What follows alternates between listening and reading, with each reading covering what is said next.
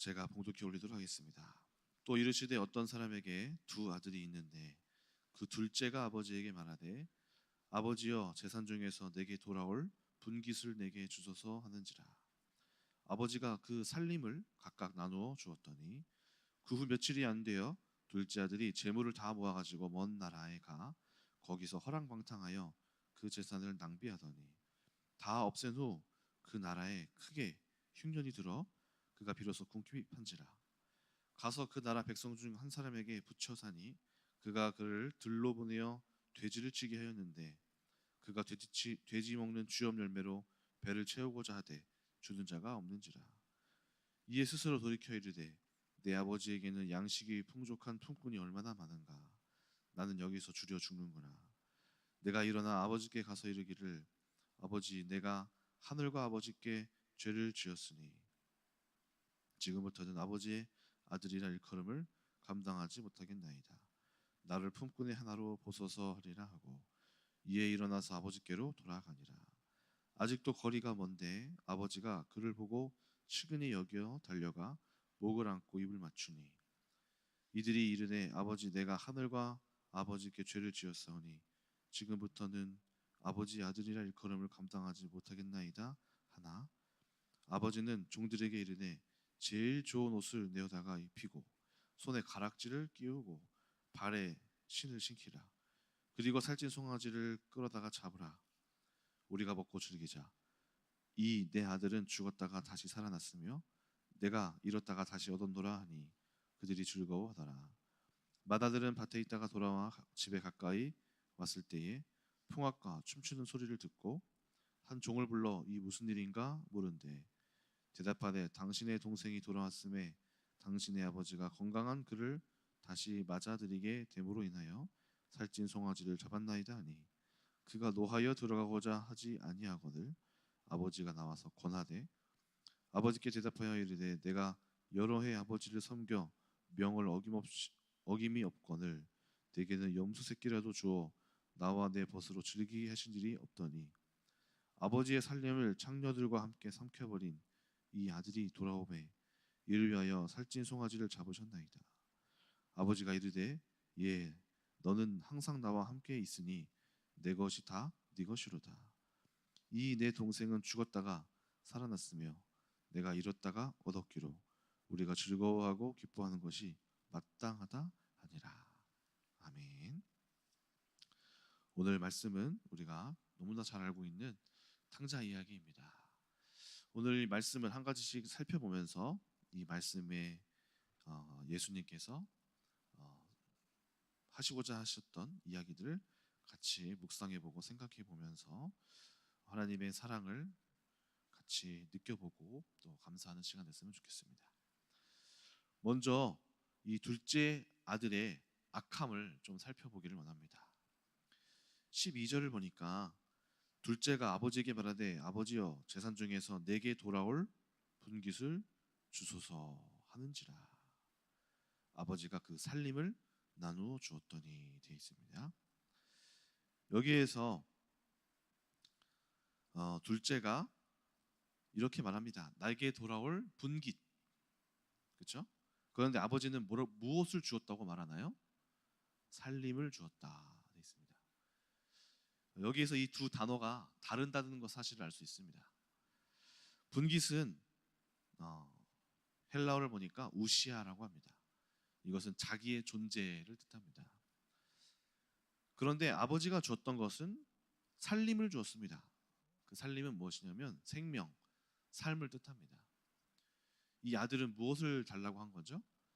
자기의 존재를 찾아 나설 것들을 내게 주소서. 그러니까 목적, 아버지 재산을 주소서의 목적이 바로 나의 존재를 찾아 떠나기를 원합니다. 그러니까 내게 재산을 주소서 이렇게 얘기한 것이죠. 근데 아버지가 준 것은 생명을 주었습니다. 왜 생명이라고 표현했을까요? 돈을 주었다 이렇게 표현하지 않고 생명을 주었다 했습니다. 왜 그럴까요?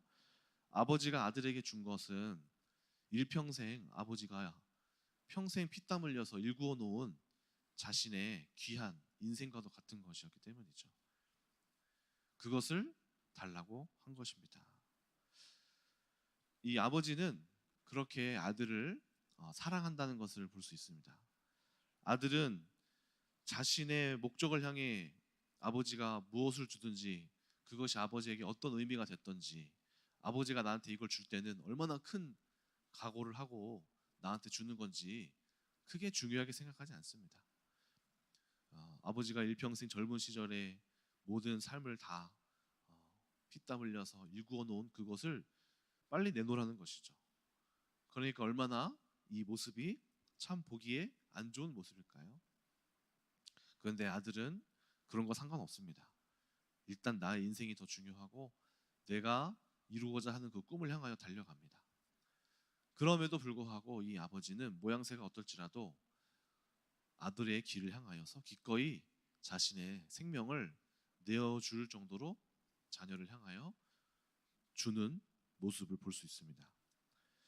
여러분, 부모로서 우리는 자녀의 삶을 축복합니다. 그래서 자신의 생명을 다 내어주더라도 자녀를 축복하고 그의 인생의 길을 찾아 나서도록 내어주는 게 부모이죠. 어제도 제가 3층에서 이렇게 사역을 준비를 하고 있는데 누가 막 두들기고 막 벌컥벌컥 문을 막 열려고 하더라고요. 그래서 비밀번호가 걸려 있으니까 문이 안 열리잖아요. 그래서 누구지? 웬만하면 다 문이 잠겨 있는 걸 아니까 이렇게 알 텐데 누구지 하고 딱 열었더니 유민이가 양치컵을 들고 짜잔 이렇게 있는 거예요. 뭐야, 유민아 왜 왔어? 어떻게 왔어? 유민이가 3층에 여기 성교원에 있거든요. 유민아 어떻게 왔어? 했더니 아빠가 보고 싶어서 왔어 이렇게 하는 거예요. 그래서 제가 너무너무 귀엽고 사랑스러워서 이제 안아주고 같이 또 뽀뽀해주고 같이 또 성교원에 데려다 줬어요. 그러니까 딸을 보면서 느끼는 부모의 마음이 보통 옛말에 자식이 눈에 넣어도 아프지 않을 정도로 사랑스럽다 이런 말 하잖아요. 그러니까 부모에게 자녀란 그런 것 같아요. 이 자녀가 너무너무 사랑스럽고 정말 눈에 넣어도 아프지 않을 정도로 이렇게 우리의 모든 것들이 쏟아지게 되는 것이 자녀인 것 같습니다. 그것이 부모가 자녀를 향한 사랑이란 그런 것이겠죠. 하나님 아버지의 우리를 향한 사랑도 이런 맥락에서 생각할 수 있어야 할 것 같아요. 우리 역시, 여러분 역시 하나님의 그렇게 큰 눈에 넣어도 아프지 않을 만큼의 너무너무나 사랑스럽고 존귀한 자녀라는 사실을 우리가 알아야 합니다. 그래서 하나님은 우리를 사랑하십니다.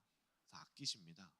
그래서 우리는 지금 이 둘째 아들처럼 내 눈에 내가 살아갈 목적을 향하여서 그것밖에 보이지 않고 아버지가 무엇을 주는지 얼마나 희생했는지 보이지 않고 자신의 길을 가더라도 하나님은 기꺼이 그 길을 가도록 허락해 주시는 것이죠. 그런 우리의 모습이 바로 이 둘째 아들과 같습니다. 그래서 하나님의 그 크신 사랑을 깨닫기 전까지 자신의 삶에 몰두하고 자신의 존재에 대해 완전히 빠져버렸습니다. 그리고 자신의 삶을 살아가기 위해 아버지의 생명 같은 재산을 다 빼앗아서 세상으로 달아나 버렸습니다. 또 오늘 본문에서 아버지의 재산을 달라고 하는 요구 그 자체를 돌아보면 굉장히 폐륜적인 행위라고 알 수 있습니다. 폐륜적인 행위는 무엇입니까? 인륜을 저버리고 부모를 모욕하고 살해하고 폭행하고 학대하고 방치하고 유기하는 행위를 뜻하는데 둘째 아들의 행위가 바로 그렇다는 것이죠. 왜냐하면 살아있는 아버지에게 재산을 요구한다는 의미는 아버지 얼른 죽으세요 이 말이에요.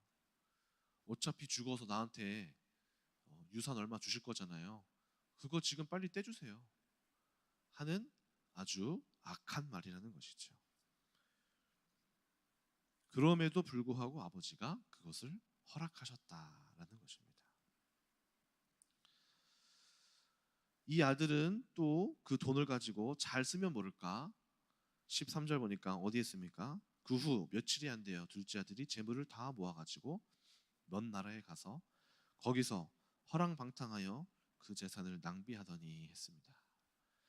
아버지의 생명 같은 돈을 잘 쓰면 모를까 이 아들은 결국에는 그 돈을 가지고 자신의 정욕을 향해 다 바쳤습니다. 30절 보니까 뭐라고 되어 있습니까? 아버지의 살림을 창녀들과 함께 삼켜버린 이 아들이다 라고 되어 있죠.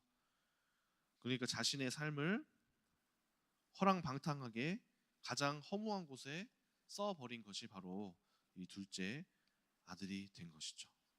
돈을 허투루 쓰는 게 얼마나 안타까운 일인지 아시나요? 뉴스를 보니까 경남 하동군에 가면 18억짜리 짓담한 조형물이 하나 있다고 합니다. 목재 조형물인데 이것을 가지고 광장을 목적으로 사업을 했습니다. 근데 거의 다 완성을 했다고 그래요. 그런데 18억을 들여서 조형물을 만들었는데 1년 만에 흉물로 변했다고 합니다. 18억짜리 쓰레기가 나온 거예요. 게다가 광장으로 시설을 사용한 적이 단 한 차례도 없다고 합니다. 여러분 18억짜리 쓰레기가 나왔어요. 쓰레기. 이게 낭비가 되는 거죠. 낭비. 그거 가지고 우리 교회 저거 땅 살 수 있게 좀만 보태줬으면 얼마나 좋을까요? 그러면 우리가 더 가치 있게 쓸 수 있는데, 그렇죠? 근데 그 18억짜리 조형물이 세워졌고 무가치하게 사람들이 아무도 쓰지 않는 조형물로 가만히 쓰여지게 된 거. 그건 역시 허랑방탕하게 낭비가 된 것이겠죠. 우리 인생에 있어서도 낭비가 있습니다. 낭비. 영적 낭비가 존재합니다. 그것은 바로 우리의 삶이 하나님과 아무런 상관없이 드리는 인생을 살게 되는 것입니다. 심지어 교회를 다니면서도 자기의 유익을 위해서 또 자신의 삶을 전혀 드리지 않는 그런 삶은 영적인 낭비가 되는 인생이라고 볼 수 있습니다. 그런 인생은 하나님 앞에서 허랑방탕한 인생이 됩니다. 왜 그렇죠? 하나님이 우리에게 주신 많은 달란트, 우리의 삶, 기능적인 능력, 우리의 인간적인 여러 가지 사람과 나눌 수 있는 수고와 헌신들을 오로지 나의 삶을 위해 다 바쳐서 드리는 그 행위 역시 허랑방탕하게 되는 거죠. 소위 이런 말 있잖아요. 재능을 썩힌다는 말 있죠. 열심히 어렸을 때 막 자신의 재능을 개발해서 피아노 반주를 열심히 해서 막 된 사람이 있어요. 훈련을 한 사람이 있어요. 그런데 이제 막 결혼하고 뭐 아이 낳고 하면서 또는 자신의 마음의 병의 문제로 더 이상 피아노를 손에 대지 않아요. 그렇다면 거기에 들어간 다 돈, 공부하는데 느낀 돈, 유학까지 다녀왔어요. 그런 사람이 아무것도 하지 않아요. 재능을 썩히는 거 아니겠습니까? 우리에게 주신 여러 가지 재능, 그리고 하나님을 향하여 하나님의 찬양하라고 또는 주님을 경배하라고, 또 이 땅에서 하나님이 인간에게 주신 목적 무엇입니까? 우리 인생에서 여호와의 이름이 영화로워지는 것, 우리의 삶을 통해 하나님의 이름이 높여지는 것, 그것이 정말 중요한 가치가 될 것이고, 또 우리가 죽고 나서 무엇이 남을까요? 하나님은 무엇을 기억하실까요? 우리의 인생에서 무엇을 기억하실까요? 하나님, 제가 이렇게 돈을 많이 벌었습니다. 하나님, 제가 이런 아파트를 샀습니다. 이것이 남을까요? 아니면 하나님 앞에 올려드린 생명들이 남을까요? 하나님, 내가 아버지 앞에 이렇게 수고한 것들, 추수한 것들이 남을까요? 하나님이 무엇을 기억하실까요? 그런 걸 돌아봤을 때 우리 가운데 우리의 삶이 어디에 쓰여지고 있는가, 이것이 굉장히 중요한 것이라는 것입니다. 그런데 아들은 오직 자기 유익을 구하고 정욕을 채우는 데 모든 노력과 인생을 살게 된 것이죠. 남는 게 없다는 것입니다. 게다가 그는 그 돈을 다 쓰게 되고 의지할 대상을 찾는데요. 그 의지할 대상이 아무나가 되는 것입니다. 아무나. 15절을 보겠습니다. 가서 그 나라 백성 중 한 사람에게 붙여 사니. 하나님을 의지하고 아버지를 의지하면 그에게 붙여 살아야 할 하나님의 백성이 아버지를 떠나니까 누구를 의지하는 거죠? 누군지 모르는 백성 중 아무나에게, 그를 의지하고 그에게 기대고 그를 붙잡고 살아가는 모습을 볼 수 있습니다. 이것이 하나님을 떠난 인간의 모습입니다. 하나님 아버지라는 든든한 기둥이 서 있는데 그걸 떠나버렸으니까 다른 것을 붙잡을 수밖에 없는 거죠. 그것이 사람이 될 수도 있습니다. 내가 보기에 괜찮아 보이는 사람, 나에게 잘해준 사람, 그 사람이 나를 뒤통수 칠 수 있을지도 몰라요. 그렇지만 그 사람을 믿을 수밖에 없는 인생이 되는 것입니다. 그리고 또 어떤 여러 가지 어떤 신념, 가치관 또는 정치인 또는 내가 보기에 어떤 훌륭한 것들, 괜찮아 보이는 것들을 붙잡으면서 그것을 나의 중요한 가치관으로 삼고 그것을 의지하며 살아가게 되는 것이죠. 그러나 어떻습니까? 그것은 하나님이 아니기에 반드시 한계가 있으며 우리를 끝까지 사랑해 주지 않습니다. 우리를 이용할 수 있습니다. 그런데 사랑하는 아버지를 떠난 인간에게 처한 현실은 그럴 수밖에 없는 인생이 되어버리는 것이죠.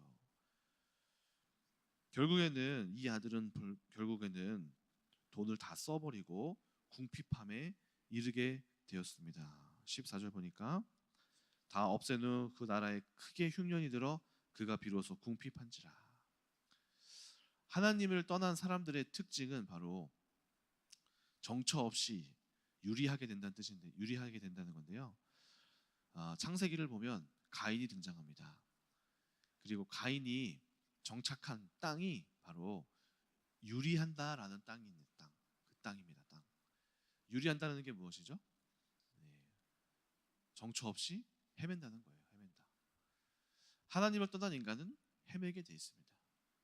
둘째 아들도 결국에는 헤매고 찾고 하나님 빼고 모든 걸 다 의지하려고 돌아다니다가 결국에는 주저앉게 되는, 자신의 한계를 경험하고 무너지게 되는 일을 당하게 되는 것이죠. 이것이 참 슬프고 안타까운 일이지만 하나님의 관점에선 이것이 잘된 일입니다. 왜 그럴까요? 이렇게 무너진 자가 아버지께 돌아올 생각을 하게 되기 때문이죠.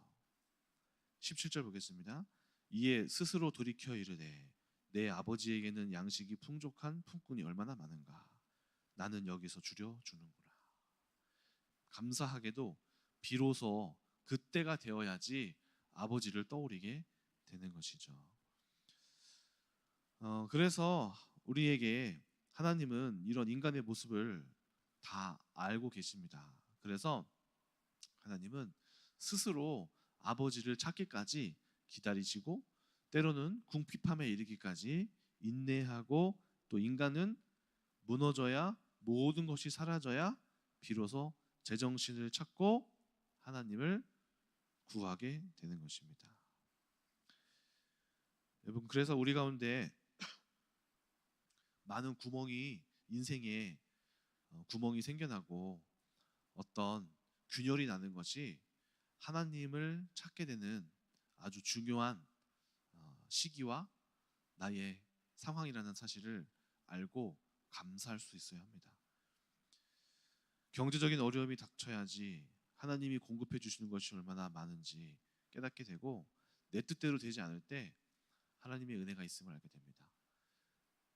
갈등이 생겨야지 성품 가운데 내가 문제 있음을 알고 하나님 앞에 낮은 마음으로 기도하게 되죠. 그래서 우리의 상황에 어떤 균열, 크랙이라고 하죠. 균열이 있는 것이 감사한 일입니다. 미국에 있는 가수 중에 레너드 노먼 코헨이라고 하는 가수가 있는데요. 그 가수가 이런 가사를 썼습니다. 모든 것에는 갈라진 크랙, 틈이 있다. 그리고 그 갈라진 틈 사이로 빛이 임한다. 그 틈 사이로 임하게 되는 것입니다. 그 틈이 있었기 때문에, 그 크랙이 있었기 때문에, 그 균열이 있기 때문에 거기로 하나님의 빛이 임하게 되는 것이죠. 그 전까지는 견고하게 절대로 하나님이 들어오지 못할 완벽한 나의 자신감과 나의 힘으로 똘똘 뭉쳤다면 균열이 생기는 순간부터 비로소 하나님을 진정으로 바라볼 수 있는 그 빛을 바라보게 되는 것입니다.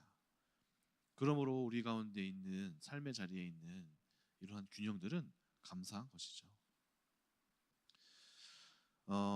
이어서 본다면 우리가 발견할 수 있는, 여기까지는 인간의 참 처량한 모습인데 하나님의 모습을 보았으면 좋겠습니다. 하나님의 모습은 어떻습니까? 20절, 이에 일어나서 아버지께로 돌아가니라. 아직도 거리가 먼데 그를 보고 측은히 여겨 달려가 목을 안고 입을 맞추니. 아버지의 모습은 그렇게 죄덩이로 완전히 온 몸을 다 뒤집어 쓰고 실패하고 거지 깽깽이처럼 다 망해버린 아들을 기뻐하는 거예요.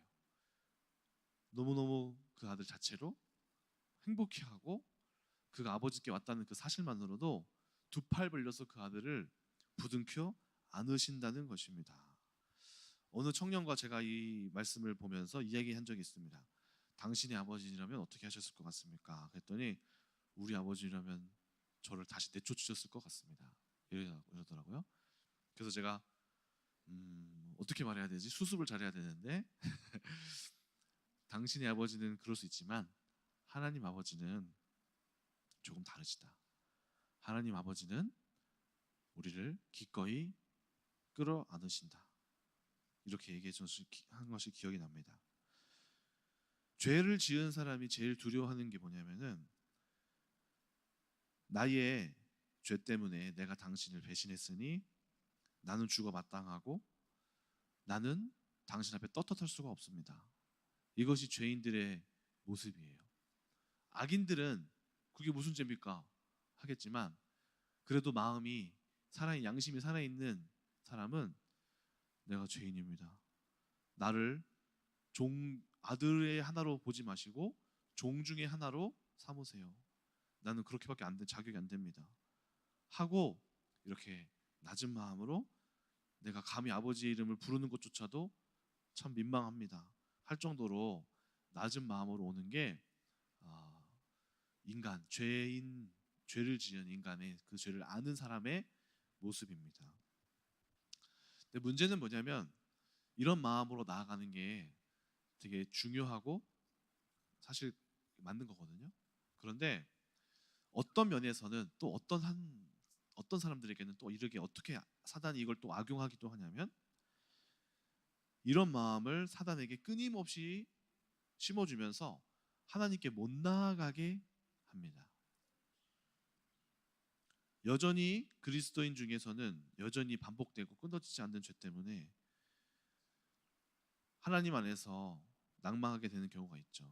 그런데 거기에 매여서 하나님에게 아예 가까이 나아가지도 못하는 사람이 있어요. 제가 아는 이제 어떤 전도사님은 너무 이 마음이 커서 사역의 자리를 내려왔습니다. 그것이 무엇이냐면 설교를 하는데 학생들에게 사랑에 대한 설교를 한 적이 있대요. 그래서 아이들한테 이렇게 이렇게 사랑하고 이런 자리에서 사랑하고 인내하고 사랑을 회복해라. 막 아이들한테 말을 했대요. 그런데 어느 날 자기를 돌아보는데 자기 자신이 사랑을 못하는 존재임을 깨달았대요. 자기 부모님을 여전히 미워하고 있었고 부모님과의 관계가 회복되지 않았던 것이죠. 근데 문제는 뭐냐면 자기의 모습에 죄책감을 느껴서 아예 설교를 그만두게 된 거예요. 나는 쓰레기야. 나는 가짜야. 내가 사랑을 하지도 못하는데 왜 애들한테 이렇게 설교하면서 사랑하라고 말할 수 있지? 이건 거짓이야. 하면서 이 아들의 모습에 지나치게 매몰돼서 아예 사역을 그만둔 거예요. 언뜻 보면 참 정직한 사람이구나 라고 할 수 있겠지만 저는 또 한편으로는 어떻게 보이냐면 자기가 하나님이 되었구나, 복음을 모르는구나, 하나님의 은혜를 자기가 다 할 수 있는 것처럼 생각하고 있구나. 인간은 그럴 수 없는 존재인데 왜 자기가 그것을 벌써 이루려고 하지? 인간은 그것을 이룰 수 없는 존재인데 왜 복음의 하나님 품 안에 그 연약함을 갖고 들어가는 것이 아니라 내가 완벽해지면 들어가겠습니다. 내가 다 하고 하나님 품 안에 가겠습니다. 하나님은 이미 품으시고 시작하시는데 품으려고 하니까 잠깐만요, 저 아직 자격이 안 됩니다. 종교로 돌아가서 자기가 할 것을 다 노력하고 완성시키고 들어가겠습니다 라고 하는 행동처럼 보였어요. 아버지의 모습, 여기에 나타난, 성경에 나타난 오늘 둘째 아들의 아버지의 모습은 어떻습니까? 둘째 아들이 뭘 잘했나요? 뭘 성공을 이루고 왔나요? 재산을 다 두 배로 불려서 왔나요? 그렇지 못한 것이죠.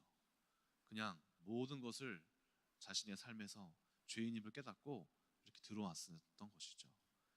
네, 오늘 이 예수님이 어제도 마찬가지고 오늘 이어서 하나님 예수님께서 이 우리에게 계속 하시는 메시지는 뭐냐면 있는 그대로 우리를 먼저 받으시는 하나님. 복음은 위대한 능력으로 우리의 어떤 죄악도 덮으시고 우리의 품 안에서 이렇게 끌어안고 시작하시는 이 복음의 능력을 말하는 것이죠. 물론 끌어안은 다음에 아들이 반복되는 죄로 넘어진다면은 질책은 하시겠죠. 그러나 버리시지 않으신다는 것입니다. 교훈하기 위해 혼을 내실 수 있으시겠죠. 그러나 버리지 않고 이미 하나님 안에 울타리 안에서 시작한다는 거예요. 아들이 잘하고 못하고를 떠나서 받으시고 시작한다는 사실을 알아야 됩니다. 그것이 바로 복음의 능력이고 큰 하나님의 사랑이라는 것입니다. 오늘 우리는 이 사탄의 조소를 멈추게 만들고, 사탄은 우리가 이렇게 자기가 뭔가 더 돼야 돼, 내가 하나님 품에 나아가기 전에 이런 거를 해야 돼 할 때 사탄이 조소합니다. 그래 더 하고 들어가, 더 준비하고 하나님에게 가라. 또는 못 나아가요. 내가 두려워서 죄가 많은데 어찌 갈 수 있으랴 하고 아예 나아가지 않아요. 이런 모습들 속에서 사탄이 오히려 조소하고 있을지도 모릅니다. 그리고 더 이상 믿음의 싸움을 하지 못하게 하고 숨게 만들고 너는 그것밖에 안 되라고 말하게 만들고 우리를 그 자리에 멈추게 하는 거죠. 하나님께 더 나아가야 되는데 그럼에도 불구하고 나아가서 아버지 앞에 그 죄악된 모습을 드러내야 되는 건데 그것이 부끄러워서 멈추게 되는 것을 사탄이 좋아하고 죄책감에 빠지게 만듭니다. 꽁꽁 숨게 만듭니다. 그래서 이도 저도 하지 못하게 만드는 사탄이 주는 감옥 안에 스스로 갇히게 되는 것이죠. 그러나 우리가 알아야 할 아버지의 모습은 어떻습니까? 22절 보니까 아버지는 종들에게 이르되 제일 좋은 옷을 내어다가 입히고 손에 가락지를 끼우고 발에 신을 신기라. 그리고 살찐 송아지를 끌어다가 잡으라. 우리가 먹고 즐기자. 이 내 아들은 죽었다가 다시 살아났으며 내가 잃었다가 다시 얻었노라 하니 그들이 즐거워하더라. 이것이 바로 우리 아버지의 모습입니다. 우리 하나님 아버지는 저와 여러분들을 기꺼이 그 모습 그대로 사랑하시고 받으셔서 우리 같은 자들도 하나님 편에서 사역할 수 있고 나같이 좀 덜 되었고 저도 여전히 부족하고 완전하지 못하지만 이 자리에서 쓰임받을 수 있게 하시고 저뿐만 아니라 여러분도 마찬가지로 그 삶 가운데에 그 모습 그대로 할 수 있는 만큼의 역량 가운데에서 하나님의 일을 공급하시고 한 달란트면 한 달란트대로, 5달란트면 5달란트대로 그대로 우리는 아버지의 사랑을 확신하며 그 자리에서 마땅히 아버지를 누리며 살아갈 수 있는 거예요. 물론 역량은 다르겠지만 하나님이 우리를 사랑하시는 만큼은 담임 목사님, 목사님이니까 더 좋아, 하나님이 사랑하시나 보다. 나는 성도니까 별로 안 사랑하실 거야. 이 차이가 없다는 거예요. 사모님이 열심히 사역하니까 저렇게 되니까 축복받는 거구나가 아니라 사모님은 그만큼의 달란트가 있으니까 그만큼대로 쓰임받는 거고 그것이 없더라도 작으면 작은 대로 쓰임받겠지만 하나님의 사랑은 동일하다는 거죠.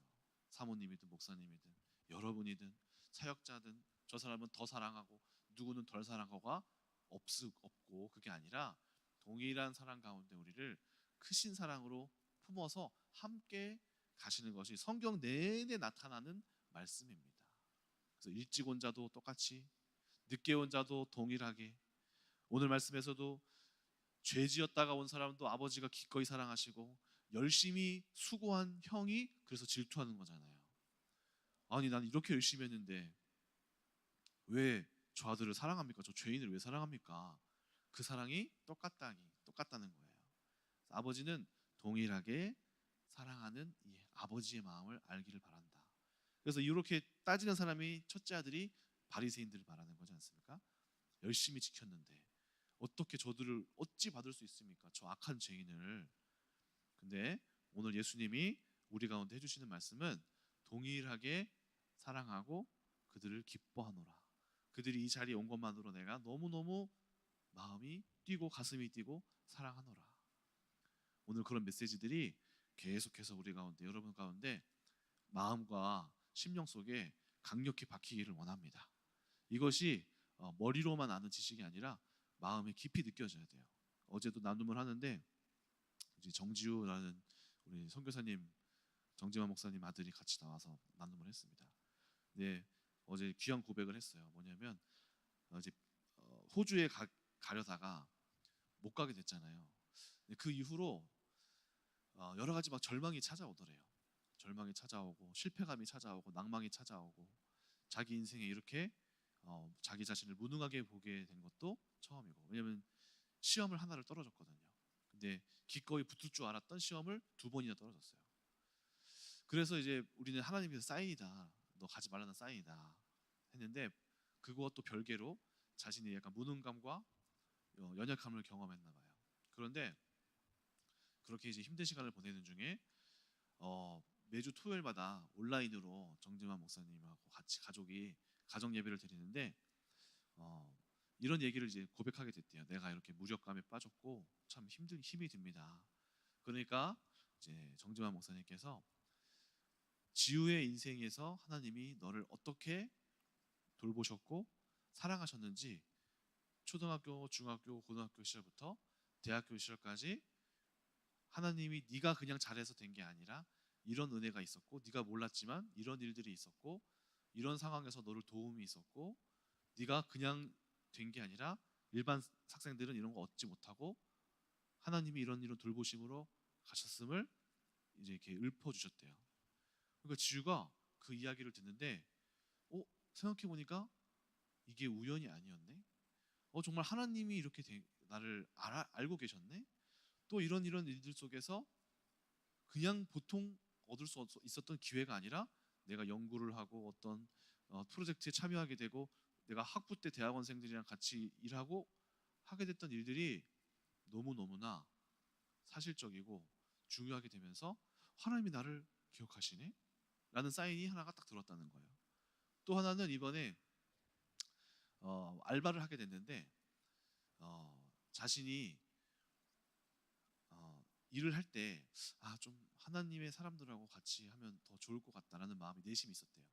그런데 이번에 알바 자리에 자신이 친구가 막 연락이 와서 일단은 거부했대요.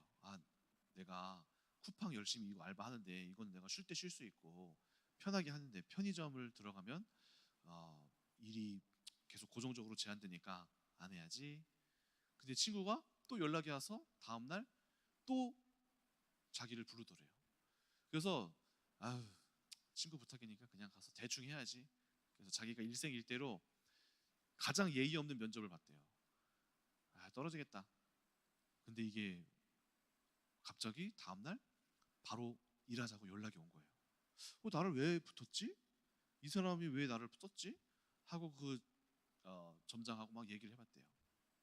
얘기를 해봤더니 알고 보니까 이 사람이 권사님이셨던 거예요. 그래서 자기가 왜 나를 붙였냐 했더니 이력서에 부모님 직업란에 선교사 이걸 자기가 썼었대요. 이걸 보고 자기를 붙잡았다는 거예요. 내가 아버지 선교사로서 항상 늘 원망하고 살았는데 이거 가지고 또 내가 알바가 또 되네? 또 얘기를 하다 보니까 이분의 이 회사가 자기가 지금 있는 들어간 이 알바 자리가 어떤 회사에 소속된 거고 거기에 사모님이 또 대안학교를 하신대요. 그래서 대안학교 하면서 또 얘기를 막 하면서 자기가 늘 세상 사람들하고 일을 하면서 느꼈던 게 영적인 얘기를 좀 나누고 싶은데 이 사람들에게 이런 얘기를 하면 받지 않는 것들이 있어서 어려움이들이 있었는데 이분하고 점장님하고 영적인 얘기를 하면서 엄청 마음이 자기의 진실된 고백을 하고 기뻐지고 또 막 대안학교랑 또 연결이 되고 하면서 이렇게 하나님의 사람하고 일을 하는 것에 기쁨이 넘치면서 동시에 어떤 마음이 느껴지냐면 하나님이 나를 사랑하시는구나 하는 사인이 이 사람과의 만남을 통해서 한 번 더 찍히더라는 거예요.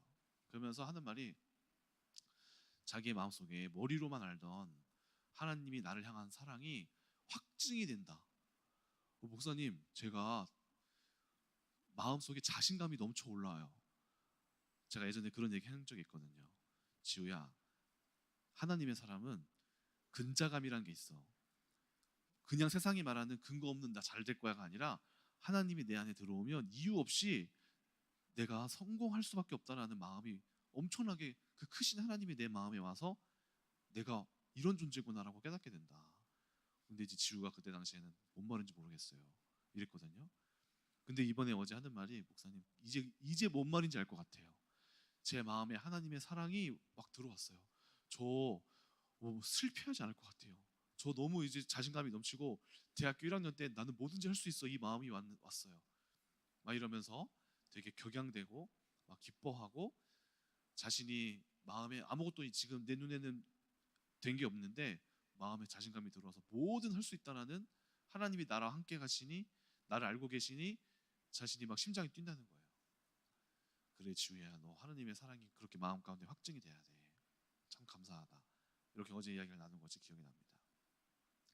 오늘 말씀도 마찬가지로 아버지의 우리를 향하신 그 사랑은 단순히 이론으로 머리로 그렇지가 아니라 우리의 믿음 가운데에 확증되고 정말 여러분들의 마음속에 하나님의 사랑이 임하는 그런 묵상하시면서 그렇게 마음 가운데에 하나님의 사랑이 임하게 되는 그런 시간이 되셨으면 좋겠습니다.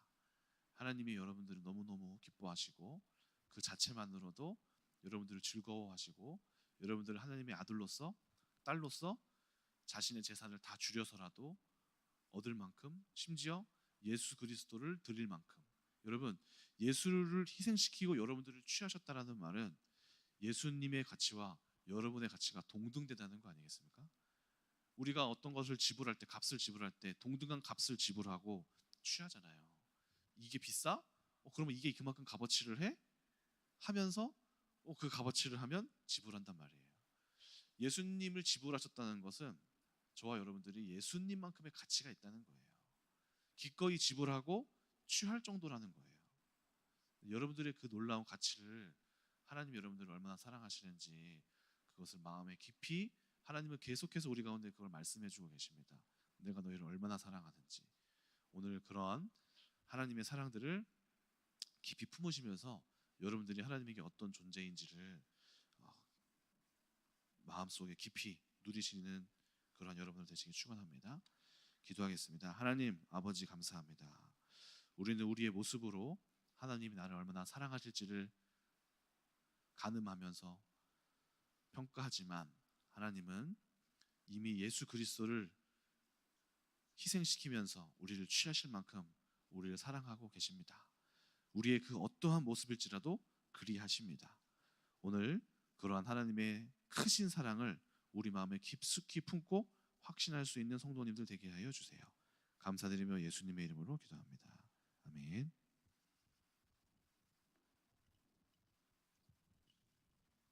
예, 감사합니다. 오늘 설교 말씀 잘 들으셨죠? 들으면 생각나기를 만약에 자식이 죄를 짓고 돌아와서 아버지 용서해달라고 그러면 받아줘야죠, 그렇죠? 당연하죠. 70번씩 7번씩이라도 용서를 했으니까 끊임없이 본인이 회개를 한다면 돌아오면 용서하겠죠. 다만 이제 공동체에 용서를 했을 때 공동체 영향을 미치는 것은 감안을 좀 해야 돼. 용서하더라도 공동체에 또 다른 타격을 줄 수 있을 경우에는 그거는 또 한번 점검해봐야 됩니다. 여러분들이 성도들 마찬가지, 성도들이 잘못하고 해서 또 회개하고 돌아오면은 받아줘야 된다. 절대로 우리는 성경적인 예수님은 포용력이거든요. 끊임없는 포용 속에서 받아주는 것이 당연하다고 생각하고요. 여러분 기도 제목을 좀 여러분 좀 가지고 하셔야 될 것 같아요. 우선 신혼여행 간 우리 임바울 박지은 자매님 잘 다녀오도록 기도하셔야죠. 혹시 부부 싸움 안 할지는 걱정이 되네. 기도해 주시고 왜냐하면 신혼초는 심각하거든요.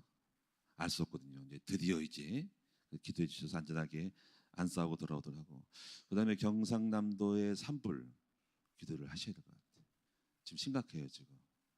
지금 봄철 건기 비도 안 오고 바람 막 엄청 불더라고. 강원도 갔다 왔는데 어제 바람 엄청 불어서 꼭 기도하셔서 속히 빨리 지나가도록 기도하고 소방관들 공무원들 4분이 돌아가셨어요. 참 산불을 누가 내더라도 성묘하신 분이 산불을 내더라고.